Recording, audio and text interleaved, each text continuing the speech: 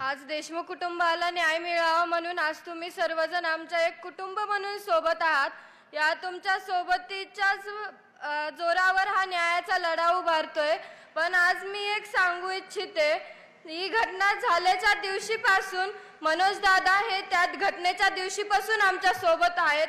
त्यांनी या लढ्यामध्ये साथ दिली, पण त्यांची तब्येत ठीक नसताना ते एकही दिवस आराम न करता ते या लढ्यामध्ये सोबत आहेत।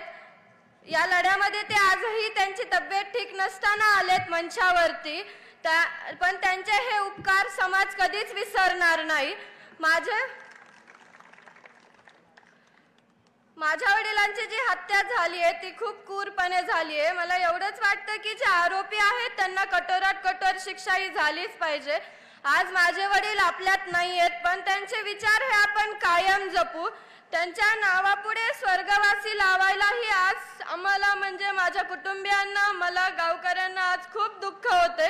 आम्हाला वाटतच नाहीये की हे आज आमच्यातून निघून गेलेत, पण